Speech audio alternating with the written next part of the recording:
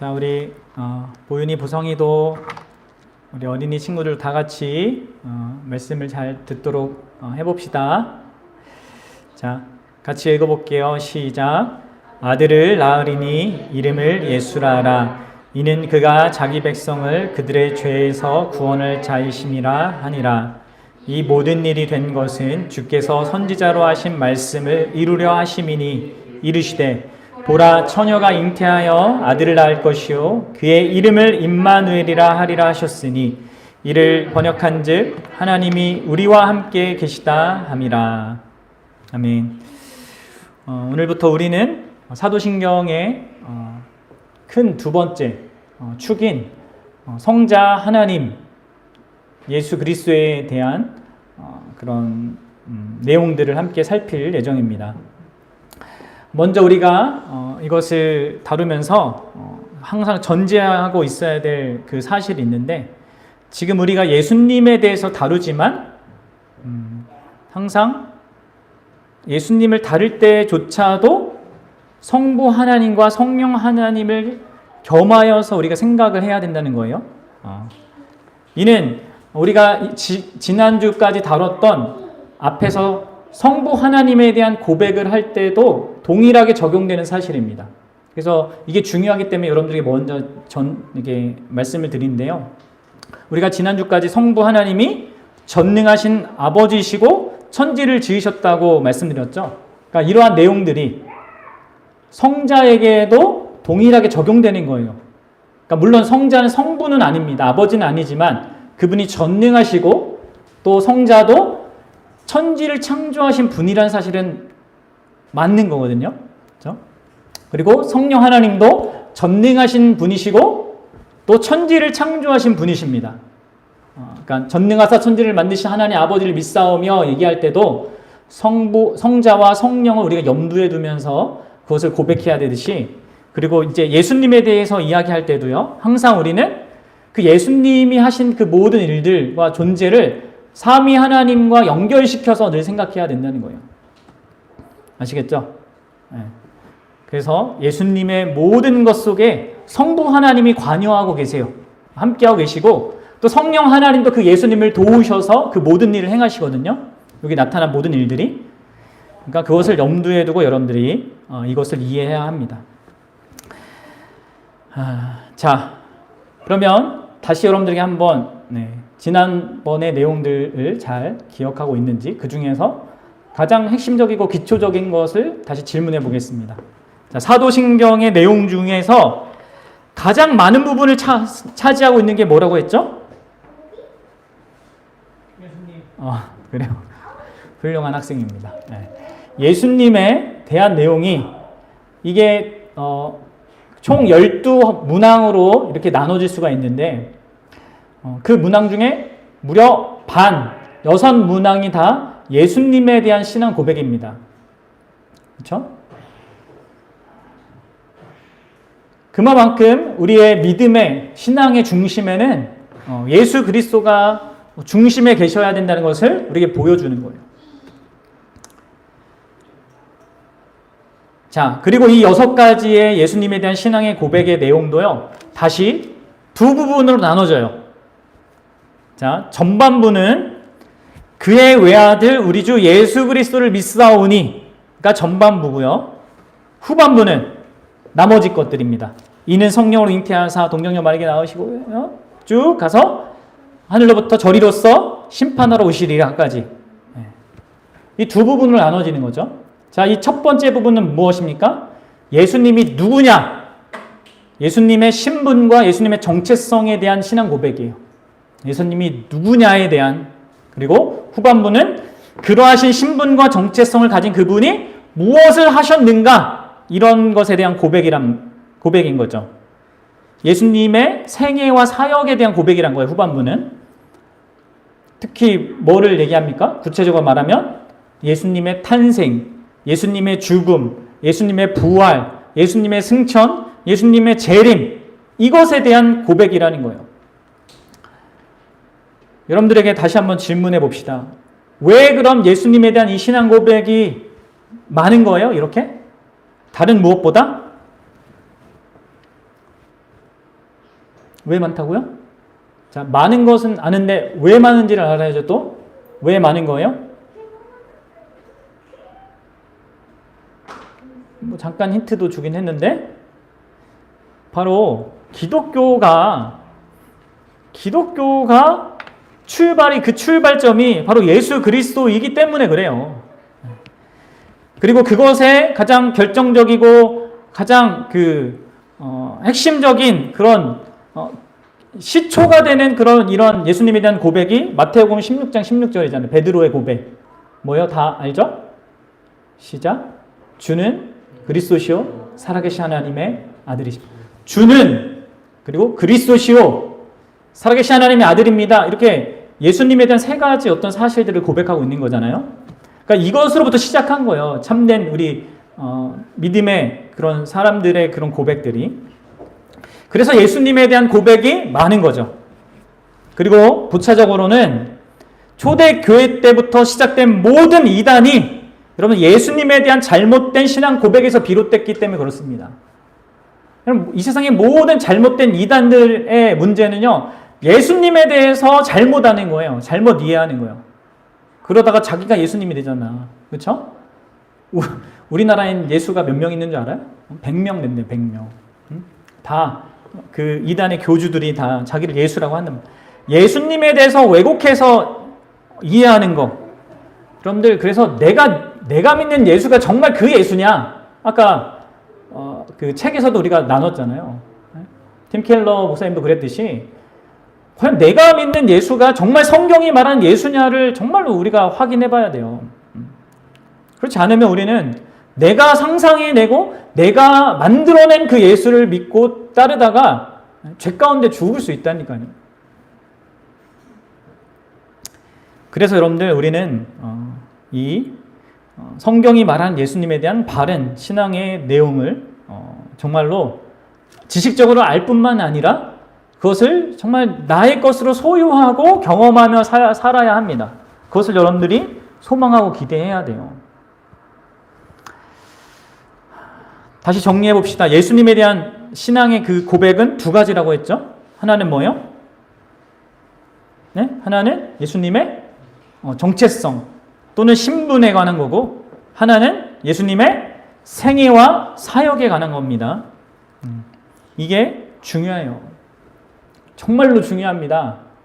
그리고 여러분 이것이 다른 세상의 종교와 기독교를 구분해주는 중요한 차이점 중에 하나입니다. 여러분 다른 세상의 종교들을 생각해 보세요.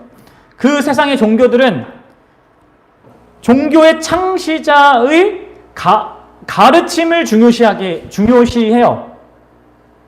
그 종교자의 창시자보다는 그 창시자가 만든 가르침, 그렇죠? 이렇게 살아야 돼, 이렇게 해야 돼라는 어떤 원리들, 이런 가르침을 되게 중요시합니다. 여러분 불교를 우리에게 가까운 불교를 생각해 보세요. 부처가 중요합니까? 아니면 부처가 가리킨 그 가리킴의 내용이 중요합니까? 누구나 부처가 될 수 있다. 깨달음을 얻으면 부처가 될 수 있다. 이거잖아요. 여러분 기독교는 그러나 뭐가 중심입니까? 예수님의 가르침보다 바로 예수님 자신이 중심이에요. 예수님의 존재와 예수님의 그 사역이 더 중요하단 말이에요. 왜 그렇습니까? 우리의 구원이 바로 예수님의 존재와 사역 때문에 이루어지기 때문에 그렇습니다.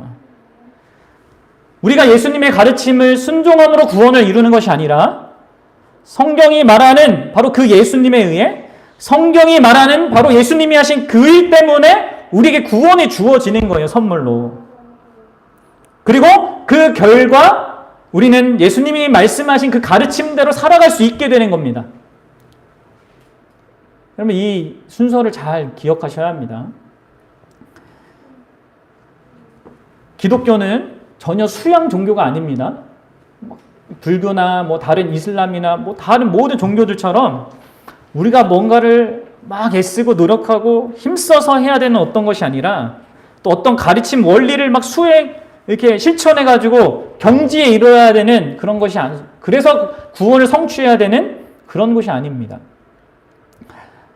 인격적이신 그 예수님이 우리를 구원하시는, 우리가 스스로를 그런 식으로는 구원할 수 없기 때문에 그분이 찾아와서 우리를 실제로 구원하시는 그런 종교예요.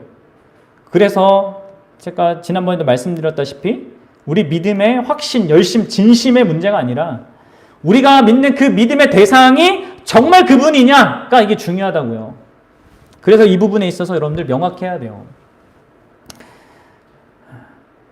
자, 전능하사 천지를 만드신 하나님 아버지를 내가 믿사오며 그 외아들 우리 주 예수 그리스도를 믿사오니. 이제 한글 순서는 이렇게 되어 있지만 영어 순서로 하면 이겁니다. 나는 예수 그리스도를 믿습니다. 그의 외아들 우리 주님 이렇게 되어 있어요. 그래서 영어 순으로 예수님에 대한 것들을 좀 생각해 보려고 합니다. 이 예수님의 그의 외아들 우리 주 예수 그리스도를 믿사오니 이게 이제 예수님의 정체성 신분을 담고 있다고 했는데 이 부분에는요 예수님에 대한 4가지의 신앙 고백이 담겨져 있습니다. 따라해 볼까요? 예수, 그리고 그리스도, 그다음에 하나님의 아들, 주님. 네. 우리가 이러한 고백을 주는 그리스도 살아계신 하나님의 아들입니다. 아무 생각 없이 막 암송하듯이 확 이렇게 읽을 때가 많은데 이 한마디 한마디가 이 예수님에 대한 어떤 내용들을 우리에게 말해주는 거예요. 너무나 한마디 한마디가 너무나 중요한 거예요. 그래서 오늘은요 예수를 한번 같이 생각해 보겠습니다. 예수님의 이름, 그리고 그 다음에 그리스도 하나님의 아들 주님 이런 걸 얘기하겠는데요. 예수는 이름이죠. 이름이고 그리스도 하나님의 아들 주님은 뭡니까? 그것은 신분이나 직책을 얘기하는 거예요. 직책. 여러분들 그리스도가 직책인 거 알았어요? 예수 그리스도 할 때 성이 아니라 직책입니다. 예를 들어서 문재인 대통령 할 때 대통령은 그 사람 이름이 아니라 그 사람이 하는 신분, 그 직책을 얘기하죠. 마찬가지로 그리스도 하나님의 아들 주는 예수님의 그 직책을 말하는 거예요. 직책. 자, 근데 오늘은 이제 예수님의 정체성에 대한 첫 번째 신앙 고백, 예수님의 이름에 대해서 우리가 한번 생각해 보려고 합니다. 여러분 예수님이라는 그 이름은요 특별한 이름일까요? 평범한 이름일까요? 어떻게 생각하세요? 지금은 너무나 특별해졌는데 예수님 당시에는요 사실 그냥 주변에서 널린 이름, 지나가다가 예수 하면은 막 수많은 사람 중에 한 수십 명은 쳐다볼 그런 이름인 겁니다. 왜 그러냐면 그 예수라는 이름이 흔한 이유는 그 예수라는 이름의 뜻이 여호와가 구원한다라는 그런 뜻을 가졌거든요. 그리고 그 이름을 가진 구약의 인물들도 많았습니다. 예를 들어서 이제 우리가 잘 알고 있는 여호수아, 여호수아가 히브리어로 하면은 예호슈아 이거거든요. 예호슈아. 예수님은 예슈아예요. 예슈아. 그러니까 비슷하잖아요. 그 중간에 호만 빼면은 딱 예슈아거든요. 둘 다 뜻은 같아요. 그러니까 비슷하게 다 들리는 거죠. 그리고 여러분들 느헤미야 7장 7절 보면 심지어 똑같이 예슈아가 나옵니다. 예슈아. 그리고 신약에도 보면 예수님 당시에도 예수라는 또 다른 사람이 있었다는 것이 나오고 또 바예수라는 사람도 사도행전에 보면 또 나옵니다. 그러니까 이 예수라는 이름은 신약시대에 자주 불려지던 그런 이름 가운데 하나였다는 것을 우리가 알 수 있습니다. 그런데 이제 특별한 일이 생기는 거죠. 그건 무엇입니까? 그건 바로 일반적으로 예수라는 이름을 갖고 있던 자들이 보통은 부모가 그들에게 이렇게 이름을 지어줬지 않겠습니까? 그런데 이제 다른 사건이 일어나는 거죠. 그건 뭐예요? 부모가 이름을 지어주는 경우가 아니라 이제 하나님께서 친히 그 이름을 주시는 상황이 마리아와 요셉에게 일어난 거예요. 원래 우리가 그 부모에게 결정권이 있었던 그것이 이제 내려놓게 되고 하나님이 직접적으로 그 이름을 주시는 그런 일이 생긴 거죠. 그래서 그 이름이 이제 특별해지기 시작한 겁니다. 그리고 이 이름은 이후에 예수님이 우리의 구원을 위해서 그 십자가의 고진 형벌을 받으신 후에 그것을 믿지 않는 유대인들에게는 아주 심각하고 악명 높은 이름이 되었습니다. 예수라는 사람이 십자가에 자기가 신이라고 말하다가 못 박혀 죽었잖아요. 그랬으니까 이제 그때부터 더 이상 유대인들은 그 자녀의 이름에 예수라는 이름을 주지 않았어요. 그래서 이제 특별한 이름이 되는 거예요. 게다가 그리스도인들에게는 또 다른 반대적인 의미로 더 이상 자녀들에게 예수님의 이름을 안 줬죠. 왜요? 바로 예수님이 너무나 고귀한 분이시기 때문에, 우리의 죄를 위해서 그렇게 자신을 희생한 그런 존재였기 때문에 역시 자녀들에게 붙여주지 않았습니다. 그래서 역사를 보면요, 2세기 이후로는 예수님을 믿는 사람들 가운데 예수라고 이름을 지은 사람이 그렇게 많지 않습니다. 거의 없습니다. 그래서 우리가 이제 예수라고 하면은 딱 그 예수님을 딱 생각하는 거예요. 그 특별한 분을 가리키는 그 특별한 이름이 된 거죠. 이것이 여러분들 예수님의 이름이에요. 중요한 거는, 이것보다 더 중요한 것은 이거죠. 그 이름의 뜻이 무엇이냐. 왜 하나님은 예수라는 이름을 주신 거냐. 그것이 오늘 본문에 나와 있는 것입니다. 자, 다시 우리 1장 21절을 읽어보도록 하겠습니다. 1장 21절 시작. 아들을 낳으리니 이름을 예수라 하라.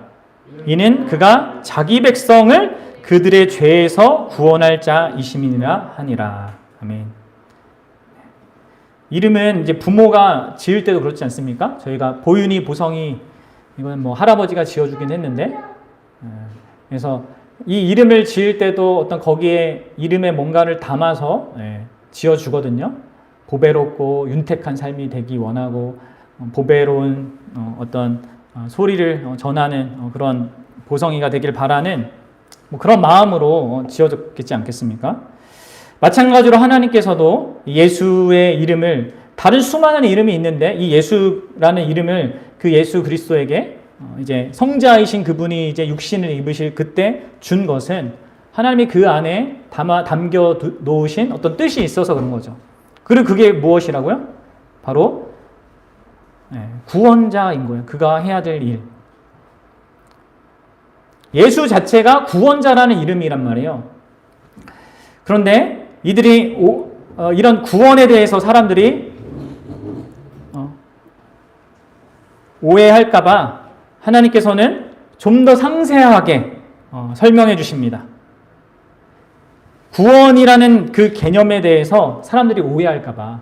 왜냐하면 이 구원이라는 용어가 단순히 지금 우리가 이렇게 제가 설명해 준 대로의 구원이 아니라 보통 사람들이 생각하는 구원, 불에서 구원하는 거, 혹은 뭐 어려운 상황에서 뭐 이런 병에서 구원, 이런 식으로 누구나 생각하고 있었던 당시란 말이에요. 근데 그게 아니라 그 예수님의 구원은 어디에서부터 구원이라고요? 바로 죄에서부터 구원이다. 자기 백성을 저들의 죄에서부터 구원할 것이라는 것을 명확하게 이야기해 주는 거예요. 그 이야기는 결국 죄의 문제가 모든 우리가 경험하고 있는 모든 문제의 근원이고 그 모든 문제를 만들어내는 것이기 때문에 바로 하나님이 그 결정적인 인간의 문제를 해결하겠다는 것을 우리에게 보여주는 것이죠.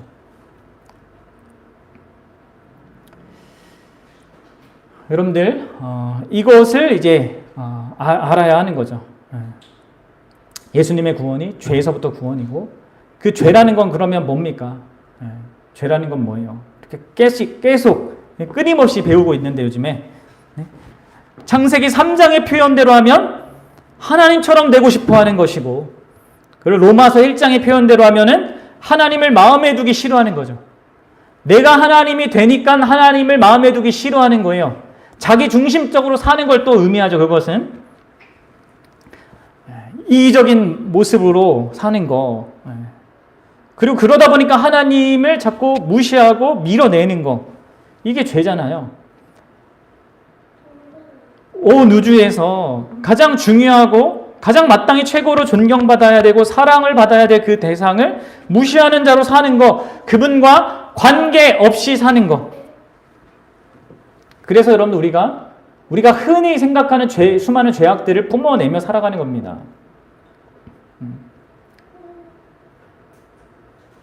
그렇게 죄를 가지고 사는 우리를 구원하시는 것, 그것이 예수 그리스도께서 하시는 일이에요. 자, 그러한 죄, 하나님을 무시하고 자기중심적으로 사는 그 죄가 가져오는 그 영원한 심판과 멸망, 그리고 만들어낸 수많은 그 고통들로부터 우리를 구원해내는 것, 그것이 예수님이 하시는 일이고요. 그래서 그렇게 하나님과 관계없는 우리가 다시금 하나님과 관계 있게 살아가게 되는 그런 구원을 주기 위해서 하나님을 이제는 마음에 두고 중요하게 여기고 소중하게 여기고 사랑하며 살게 하는 그런 구원이라는 것을 다시금 강조하기 위해서 예수님의 또 다른 이름을 지금 이어서 이 마태는 이야기하고 있죠. 23절에 뭐라고 하고 있습니까? 23절 읽어보세요. 시작. 보라, 처녀가 잉태하여 아들을 낳을 것이요 그의 이름을 임마누엘이라 하셨으니 이를 번역한즉 하나님이 우리와 함께 계시다. 죄는 뭐예요? 하나님이 우리와 함께하지 않는다가 죄잖아요. 근데 그렇지 않고 예수님이 이 땅에 오셔서 해주시는 일은 하나님이 우리와 함께 있다는 것을 다시금 보도록, 다시금 명확하게 알고 그분과의 관계 속에 살도록 하신다라는 것을 우리에게 보여주는 것입니다. 여러분, 이 구원의 의미를 여러분 분명하게 아십시오.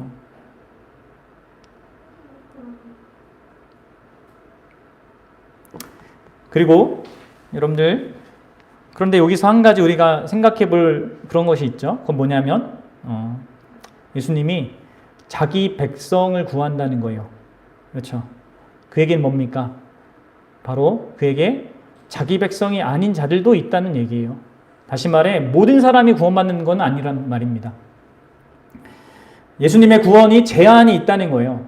그 구원의 능력이 제한이 있는 게 아니라 그분이 구원하는 사람이 택해져 있다는 것이죠.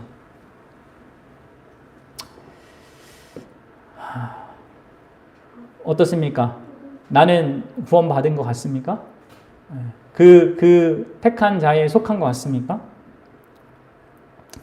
혹시 이 말을 듣고 불안한 그런 사람이 있습니까? 내가 구원받은지 안 받은 건지 어떻게 아는가?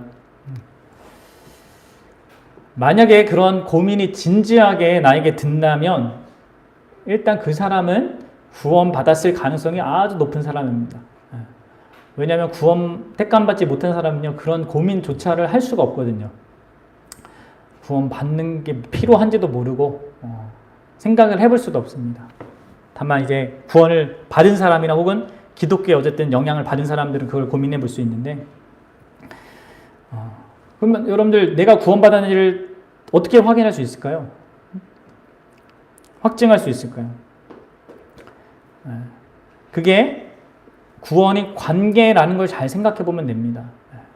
내가 하나님과 관계를 정말로 맺고 있는지, 그 안에서 관계의 형성이 뭔가 이렇게 이 좋은 사람을 만나면 그 관계는 계속 좋을 수밖에 없잖아요. 물론 이제 결혼하고 나서 뭔가 이렇게 또 어려울 수도 있고 뭐 이렇게 하지만, 그럼에도 불구하고 뭔가 그 관계로 갖게 되는 어떤 반응들이 분명히 있게 되는데, 그런 것들을 통해서 우리는 뭐 어느 정도 또 생각해 볼 수 있는 것이죠. 우리의 신앙이 분명히 그렇게 삶으로 드러납니다. 그런 걸 확인해 볼 수 있어요. 그러나 또 여기서 여러분들 너무 또 그것을 극단적으로 생각하면 안 됩니다. 자, 우리의 구원은요, 우리의 확신이나 우리의 삶에 드러난 어떤 열매들이나 그것들로 구원받는 건 아니에요. 그렇죠? 네. 오직 예수 그리스도라는 사실을 여러분 기억해야 합니다. 그럼 여러분들 결론적으로 오직 예수 그리스도의 이름으로 구원받는다는 그런 의미는 무엇이겠습니까? 이것은 두 가지를 가리키는데, 첫 번째로 예수로 구원받는다는 그 의미는요, 예수님을 구원자로 믿는다는 그 의미는요, 이거예요. 오직 예수님만이 참된 구원자라는 사실을 인정하는 거예요. 이거 잘 들으세요. 예수님만이 구원자다. 다시 말해서 구원을 위해서는 다른 어떤 것을 의지하지 않는다. 다른 무엇을 의지하지 않고 오직 예수 그분을 의지한다는 말입니다. 다른 종교나 다른 신은 말할 것도 없고요. 심지어 우리가 믿는 예수님에 대한 믿음도, 우리의 회개와 우리의 어떤 진심도, 더 나아가 우리의 확신도, 변화된 우리의 삶도 구원의 근거가 아니라 오직 예수님 그분을 구원으로 삼는다는 거예요.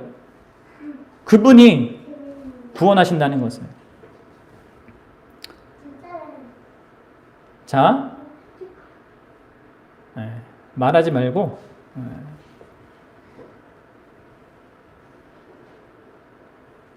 참된 이 하이델베르크 요르문답 30문답에 이렇게 나와 있어요. 들어보세요. 참된 믿음으로 이 구원자를 영접하는 사람들은 구원에 필요한 모든 것을 이 구원자에게서 찾는다.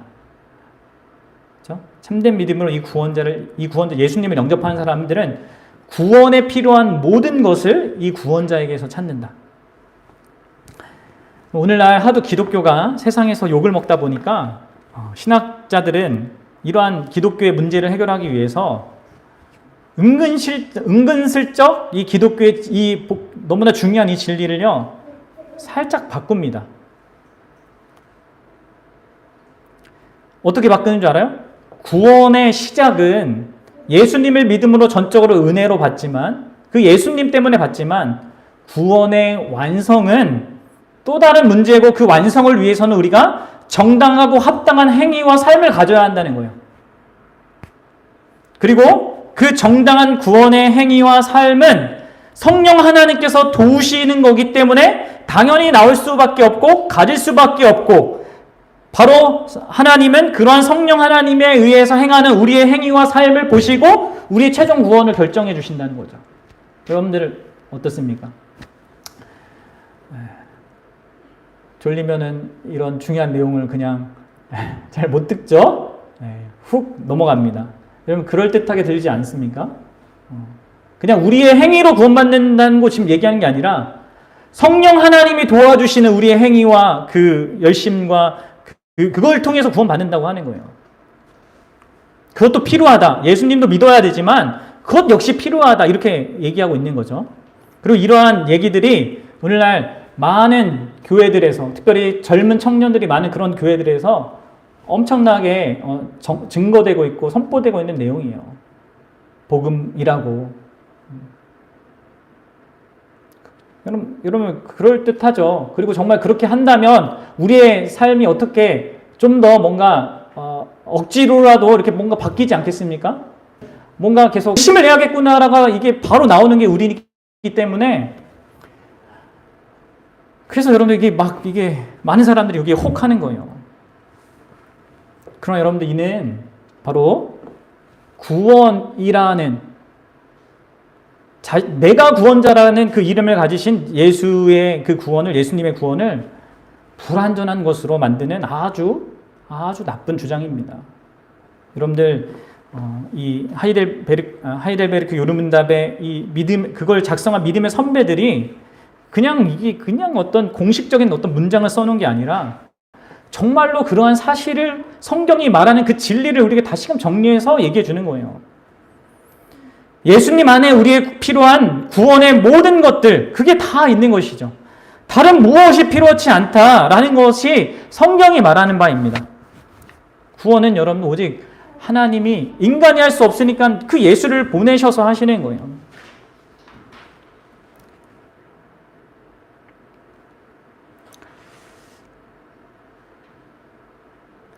그리고 게다가 예수님을 구원자로 믿는다는 것, 예수님의 이름을 믿는다는 것은 결국 그 구원이 의미하는 그것을 누리고 또 알고 누리며 산다는 것을 또한 의미합니다, 여러분들. 그러니까 예수님을 믿는다는 것은 그냥 믿으면 천국 간다는 어떤 공식을 외우는 것이 아니라 참 믿는 자로서 그 구원이 가져온 그 현실, 그게 뭐예요? 하나님을 마음에 두지 않고 살던 삶하고 이제 벗어나서 하나님을 마음에 두고 하나님과 관계를 맺으면서 사는 그 삶을 살아간다는 것을 말한다는 거죠. 예수님을 믿는다는 것은 그것을 얘기하는 거예요. 그냥 예수님을 믿는다는 어떤 종교적인 활동을 하는 것이 아니라 관계적인 의미 속에서 그 모든 것들을 행한다는 거죠. 여러분들 그래서 신앙을 갖는다는 것을 종종 우리가 결혼식에 비유를 하잖아요. 그래서 결혼한 남편이나 아내가 이제 결혼했고 이제 사랑하기로 약속했고 이렇게 같이 이제 했으니까 어떻게 해야 됩니까? 그 다음부터 끝입니까? 끝났어. 내 목적은 이뤘어. 그렇게 있는 게 아니잖아요. 이제 그 결혼한 관계를 누려야죠. 더 많이 얘기하고, 더 많이 같이 시간을 보내고, 더 많이 많은 것들 이렇게 같이 또 먹고 많이 해야 된단 말이에요. 그러면서 더 풍성하게 그 사랑의 관계를 가져야 되는 거죠. 마찬가지로 예수님을 믿는다는 것은 바로 예수님과 그런 관계를 맺고 예수님을 통해서 하나님과 그런 관계를 누리면서 살아가는 거죠. 예수님을 믿고 구원 받았으니까 이제 내 마음대로 살아도 돼. 그냥 또 내가 잘못하면 회개하면 되지. 약간 이런 식의 이거 개념은요, 뭐예요? 마치 결혼을 해놓고 이제 나를 사랑해주는 그 대상이 있으니까 또 그 사람이 나를 평생 사랑해준다고 약속을 결혼식에 했으니까 나는 이제 마음대로 바람필 거야. 이거랑 똑같은 거란 말이에요. 그럼 그럴 수 있겠습니까? 여러분들 우리가 예수님의 그 이름을 믿고 예수님의 이름으로 구원받는다는 그것은 이 내용까지 포함하는 겁니다. 그렇죠? 예수님을 오직 구원의 근거로 의지할 뿐만이 아니라 그 예수님이 가져다신 그 구원의 내용을 사는 거죠. 정말 예수님과 관계 속에서 하나님과 관계 속에서 사는 그 구원.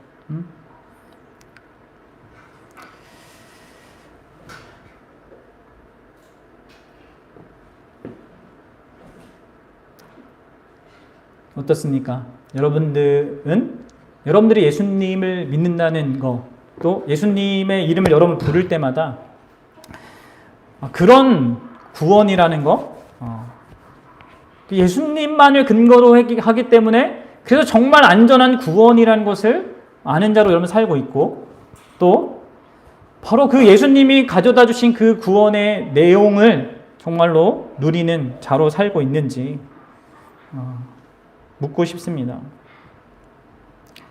그리고 정말 이러한 내용들은요, 우리를 이렇게 해야 된다는 어떤 그런 측면에서가 아니라 정말로 안전하고 든든하고 복된 사실이에요.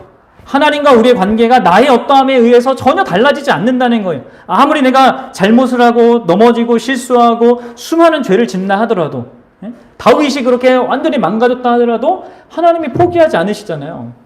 다윗에게 근거했으면 다윗은 벌써 왕에서 내려왔어야죠. 아니란 말이에요. 다윗이 그렇게 끝까지 있을 수 있는 이유는 그가 예수 그리스도의 족보에 들어있기 때문이에요. 예수 그리스도 때문에 다윗이 다윗일 수 있다는 거죠. 마찬가지로 우리도 하나님과 관계 속에서 그렇습니다. 우리를 하나님 앞에 관계 속에서 하나님께 사랑을 받게 하고 하나님께 우리가 회개할 때 하나님이 용서해 주시고 우리가 기도할 때 하나님 응답해 주시는 그 모든 이유가 근거가 그 모든 구원의 근거가 예수 그리스도이기 때문에 그것이 변하지 않는단 말이에요. 너무나 감사한 내용이죠. 복된 내용입니다.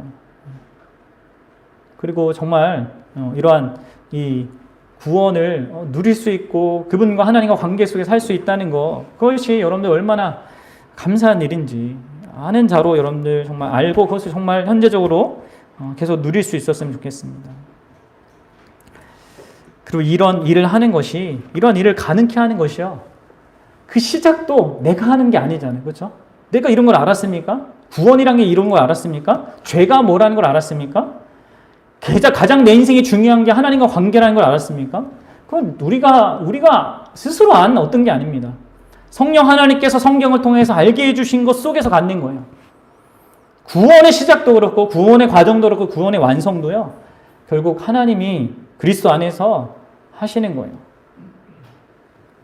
그래서 예수 그리스도를 바라보면요, 진짜 구원받을 수 있는 거죠. 구원을 누릴 수 있는 거죠. 저와 여러분들이 이 예수를 그렇게 부를 수 있었으면 좋겠습니다. 예수, 그 예수 이름 부를 때마다 그저 아무 맥락과 어떤 내용과 감동 없이 부르지 마시고 예수님 부르실 때마다 그 예수님 때문에 내가 나의